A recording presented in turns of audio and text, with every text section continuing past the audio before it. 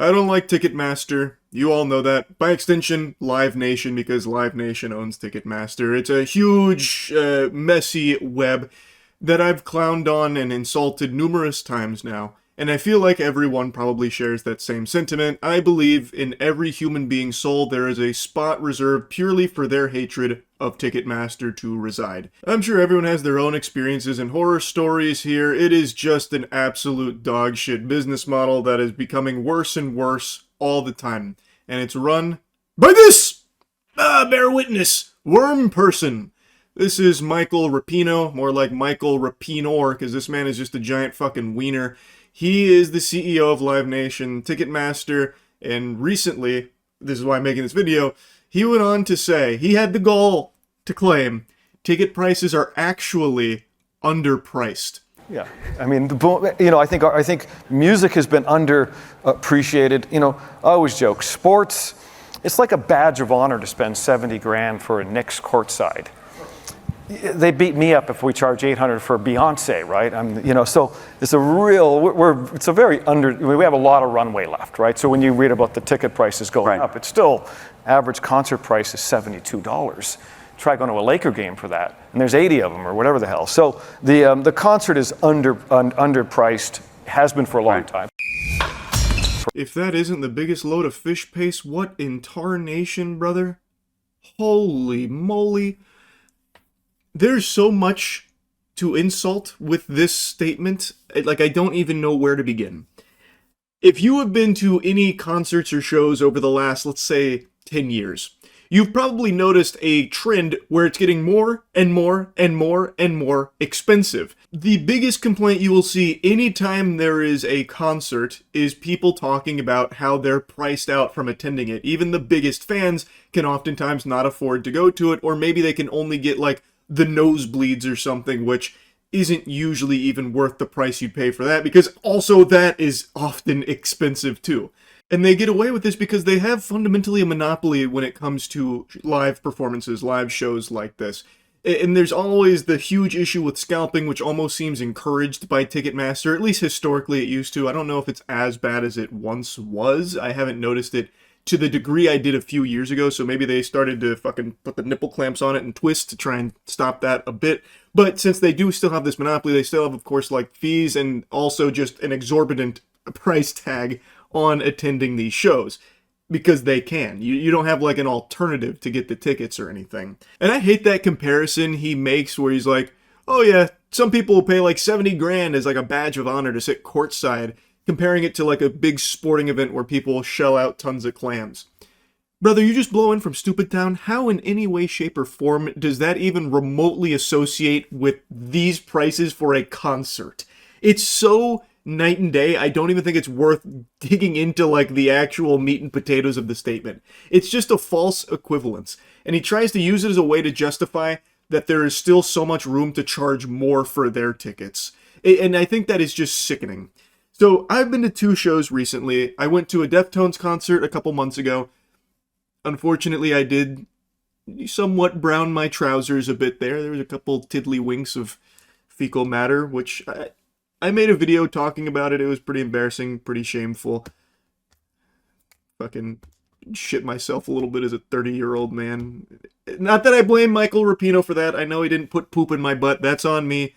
That was my responsibility. Like, I get it. But anyway, I'm getting a little sidetracked. I'm starting to like pseudo-trauma dump on you here for no reason.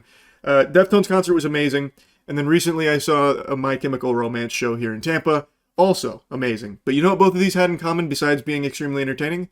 Extremely expensive. And Ticketmaster gets to basically charge the moon for it if they want to. And they do want to, make no mistake. And it looks like they want to charge even more for it. They want the fucking whole kit and caboodle here. They want your entire piggy bank just to see your favorite artist perform once. And I understand concerts aren't like a necessity. No one needs to buy tickets to a concert. But you can see this trend that when Ticketmaster Live Nation kind of took over and got this like monopoly, they have been jacking up prices non-stop. And it's just spiraling out of control where it prices out tons and tons of normal people that no longer can afford to go see their favorite artist perform because they'd have to decide between spending the money for a couple of tickets to that event Or, like, you could also just spend that money on, like, a fucking week-long vacation in a lot of cases because it is that fucking expensive.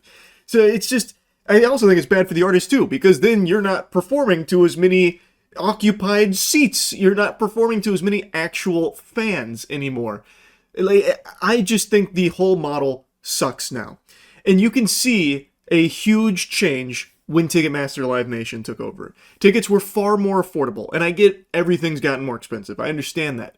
But in this sector specifically, this monopoly has been extremely awful for fans and artists as well. It is only good for Ticketmaster. And the CEO's out here like, well, actually, it's like super reasonably priced. In fact, it is underpriced. I need to be making more money. Meanwhile, last year he took home like I think it was like $32 million, like himself in total compensation. Like, I wonder why he thinks it's underpriced and why they should be charging more. What's the incentive there? Man, that's so interesting. I wonder why he would have that perspective. Any sensible, sane person will tell you the same thing. Ticket prices suck. And Ticketmaster super fucking sucks. So I definitely don't agree with Michael Rapinoe's assessment here that there's a lot of runway for more ticket price increases. He says that people beat him up for charging $800 to Beyonce. Well, what he doesn't mention there is that $800 to see Beyonce is to see her through like a fucking glory hole on like the 39th floor of the stadium she performs at. Like, you do not get good value even when you do spend a lot of money going to these concerts because everything is so fucking expensive. So I think his take on this is complete trash. Complete trash.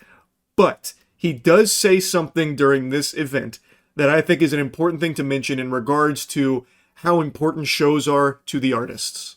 Well, the live show is, become, the artist is going to make 98% of their money from the show. The record label, all the other ways they made money is irrelevant now. The show is where they're making their money. Now, in this section, he is actually correct. He did pin the tail on the donkey here. Record labels take the lion's share of what an artist makes, or what a band, group, whatever makes. I have heard some, what I believe to be, or should be, criminal contracts in the record industry where they will take sometimes like 90% of like streaming revenue, record sales, merch sales, that kind of thing. And thus the band needs to survive off just tours alone because that's where they make their actual money. The record label makes the rest through them on other things. They only see like a small percentage of it. It's fucking terrible. The music industry itself is so unbelievably corrupt. Ticketmaster is just a small component of that. But he is right. The actual shows, that is the most important part to the money that an artist brings in, which I believe is also contributing to the increase in ticket prices. Not always solely Ticketmaster, but there are cases where groups or artists have knowingly increased their prices as well, and like even agreed to like the surge pricing type shit, the like dynamic pricing model, because streaming revenue, record sales, merch sales, all of that stuff, the record label has got its filthy fucking paws in a big way. Thus, they need the tours to, bring in their actual chunk of change. Again, the system itself in the music industry is super fucked. Also, streaming revenue is not a ton for music. I feel like most of you have probably heard artists talking about how much like a song of theirs makes through like Spotify or something. And it's not overly incredible from the numbers I've been made aware of. And I guess from my own personal experience, I'm in a band, The Gentle Men. We are working on more music. Across our 2 albums, we maybe have like 100 million streams across all the songs. And we even did do like physical sales. And in total, I believe what we've brought in over the last 6 years is like 120, 140K, somewhere in that general ballpark.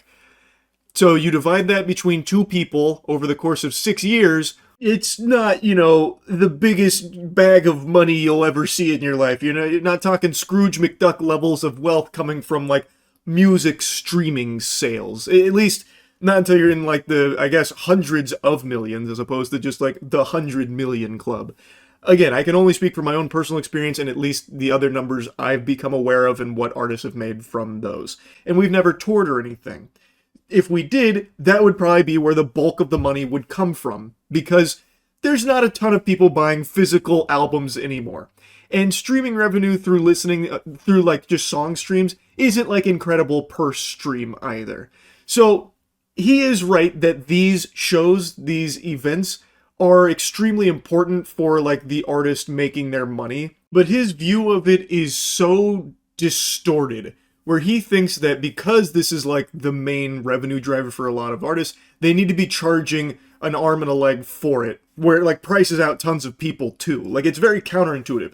There is no need for the prices to go as fucking Insano style as they have because of Ticketmaster's involvement. It's just completely unacceptable, and it is just point blank way too expensive. Ask anyone who's gone to a concert recently. It is just too expensive. And he is just entirely wrong by saying that it's underpriced. It's not. I really think the Live Nation Ticketmaster merger was just the worst fucking thing that happened to like live shows in general. That should have been slapped down. And the fact that that was allowed to go through has just been disastrous. I can't fucking stand Michael Rapino. I hate Ticketmaster. Shit sucks. Just wanted to yap about it a little bit because somehow he felt so confident to just let this absolute trash take fly like that about being underpriced. Anyway, that's about it. See ya.